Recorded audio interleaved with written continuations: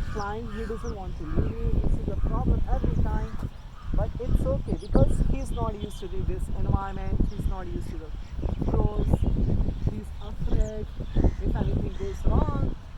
It is March 2020. It's day third outdoor free flight. Most of the time we are also giving training indoor, but outdoor is very important. The bird learns to take turn, then curve, then fly, then get break with the tail, how to use wings. It's complete open. It's a little bit of windy also. You see the beautiful water. It's very clean. I'll take, okay? Take a video shoot. Rally, come on. Come on, Rally. Come on, baby. Come on, baby.